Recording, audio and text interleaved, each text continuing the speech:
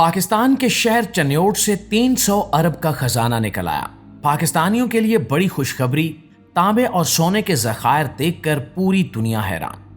मुअज़्ज़िज़ दोस्तों, पाकिस्तान के मारूफ शहर चन्योट की जमीन के नीचे मौजूद खजाना एक बार फिर खबरों की जीनत बन चुका है, जिसे पाकिस्तानी मईशत के लिए एक बड़ी उम्मीद करार दिया जा रहा है। यहाँ लोहे, तांबे और सोने के ऐसे ज़खायर हैं जिनकी मजमूई मुमकिना मालियत अरबों डॉलर्स तक है।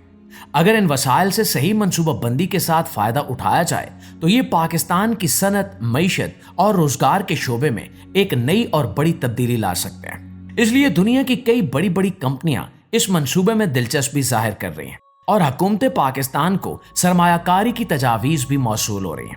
लेकिन असल सवाल ये है कि ये मेगा प्रोजेक्ट है क्या और इसकी मदद से कैसे पाकिस्तान की तकदीर बदली जा सकती है।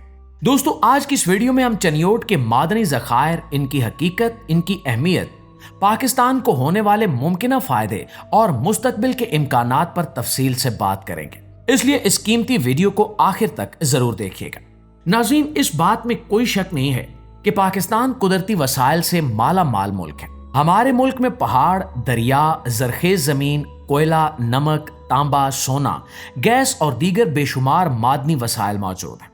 लेकिन अफसोस की बात यह है कि हम इन वसाइल से वो फायदे हासिल नहीं कर सके जो दुनिया के दूसरे ममालिक ने किया है।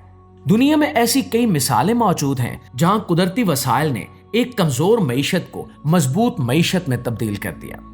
सऊदी अरब ने तेल से तरक्की की, कतर ने गैस से अपनी मईशत मजबूत की, ऑस्ट्रेलिया ने मादनियात से अरबों डॉलर्स कमाए, जबकि कनाडा और चिली ने कानकुनी के शोबे को कौमी तरक्की का अहम जरिया बनाया। पाकिस्तान के पास भी ऐसे ही मौके मौजूद हैं, लेकिन इनसे फायदा उठाने के लिए जदीद टेक्नोलॉजी, सरमायाकारी, शफाफ निज़ाम और मुसलसल मेहनत की जरूरत होती है। चन्योट पंजाब का एक अहम जिला है जो अपनी तारीखी अहमियत और खूबसूरत लकड़ी के फर्नीचर की वजह से पहले ही मशहूर है।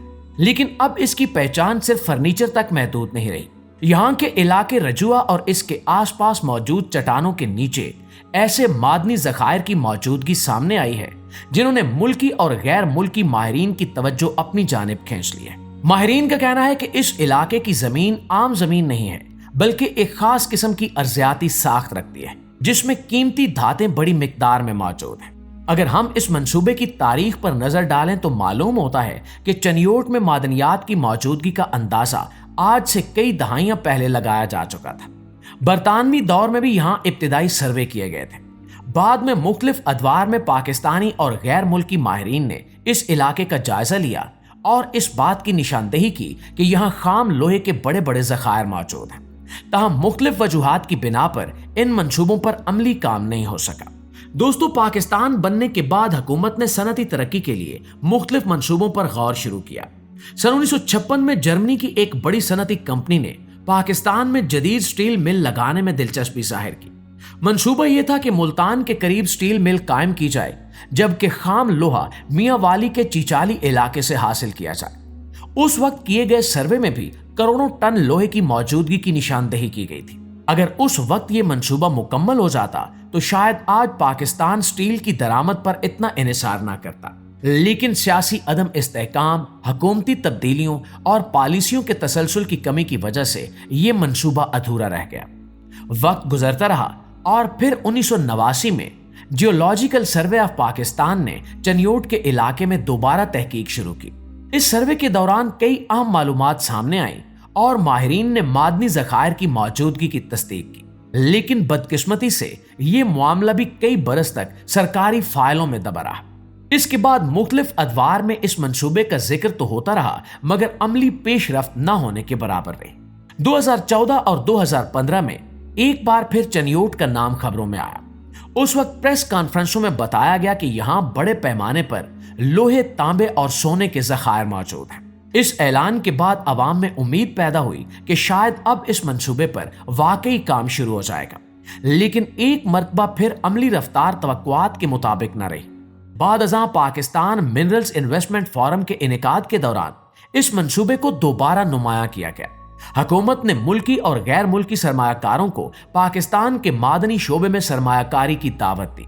उस मौके पर चन्योट के ज़खायर को पाकिस्तान के अहम तरीन मादनी मंसूबों में शामिल किया गया।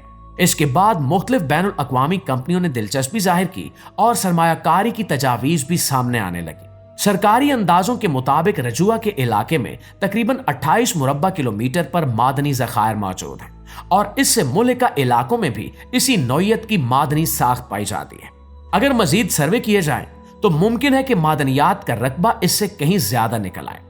پیارے پاکستانیوں، ماہرین کے مطابق یہاں خام لوہے کے تقریباً 50 سے 61 کروڑ ٹن تک کے ذخائر موجود ہو سکتے ہیں، جبکہ ان میں سے ایک بڑی مقدار کی تصدیق بھی ہو چکی ہے۔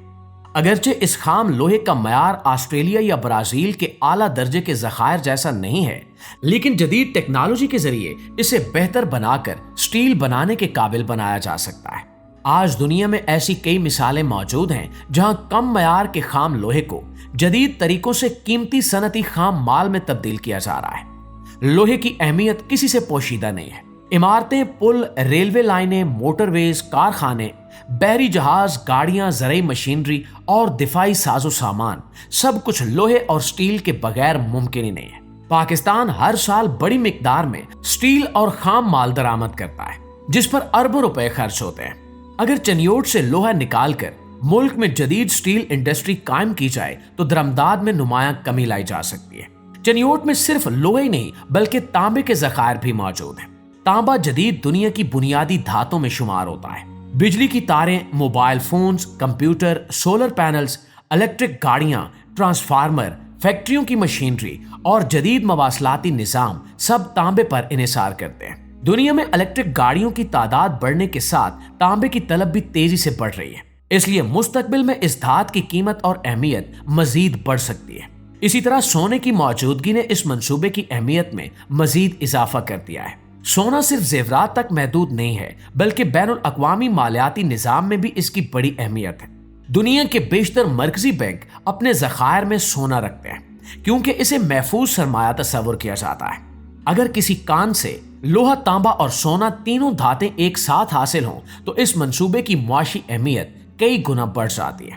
اور ناظرین، ہمیں یہ بات بھی یاد رکھنی چاہیے کہ کسی بھی معدنی منصوبے میں صرف معدنیات کی موجودگی کافی نہیں ہوتی بلکہ ان کی مقدار، معیار، نکالنے کی لاگت، ماحولیات، ٹرانسپورٹ، بجلی، پانی اور جدید مشینری بھی کامیابی میں اہم کردار ادا کرتے ہیں۔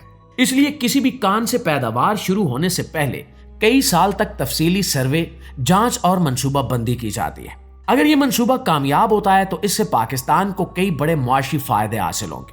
سب سے پہلے درآمدات میں کمی آئے گی کیونکہ خام لوہا اور سٹیل بڑی حد تک ملک کے اندر ہی تیار کیا جا سکے گا۔ دوسرا فائدہ برآمدات کی صورت میں سامنے آئے گا کیونکہ اضافی پیداوار بیرون ملک بھی بھیجی جا سکتی ہے۔ اس سے پاکستان کو قیمتی زر مبادلہ حاصل ہوگا اور تجارتی خسارہ کم کرنے میں مدد مل سکتی ہے۔ اس منصوبے کا ایک اور اہم فائدہ روزگار ہوگا۔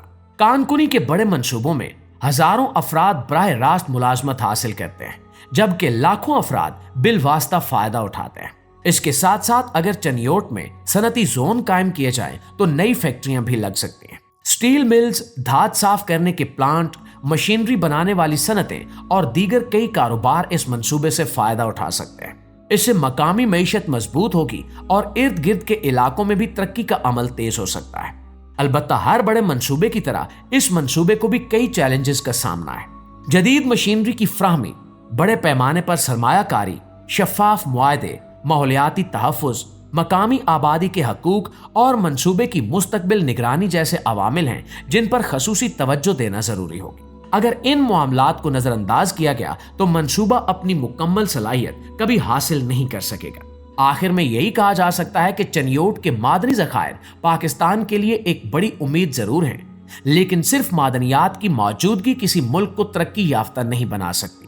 اصل کامیابی اس وقت ملتی ہے جب وسائل کو دیانت داری، منصوبہ بندی، جدید ٹیکنالوجی اور قومی مفاد کو سامنے رکھ کر استعمال کیا جائے۔ اگر ایسا کیا گیا تو یہ منصوبہ پاکستان کی صنعت، معیشت، روزگار اور برآمدات کے لیے ایک نئے دور کا آغاز ثابت ہو سکتا ہے۔ لیکن اگر ماضی کی طرح تاخیر، ناقص منصوبہ بندی اور غیر سنجیدگی کا سلسلہ جاری رہا تو یہ خزانہ بھی زمین کے نیچے ہی دفن رہ جائے گا۔ اب دیکھنا یہ ہے کہ آنے والے برسوں میں پاکستان اس تاریخی موقع سے کس حد تک فائدہ اٹھا پاتا ہے۔ اور اب سوال آپ سے ہے، آپ کے خیال میں کیا چنیوٹ کے یہ معدنی ذخائر واقعی پاکستان کی معیشت بدل سکتے ہیں؟ دوستو اپنی رائے کمنٹ سیکشن میں ہمارے ساتھ شیئر ضرور کیجیے گا۔ ویڈیو اچھی لگی ہے، آپ کی معلومات میں اضافے کا باعث بنی ہے تو ہماری اس کوشش کو ایک لائک اور ایک شیئر ضرور دیجیے گا۔ انشاءاللہ آپ کی خدمت میں حاضر ہوتے ہیں ایک نئی انٹرسٹنگ ویڈیو کے ساتھ۔ تب تک اپنا ڈھیر سارا خیال رکھیے۔ اللہ نگہبان۔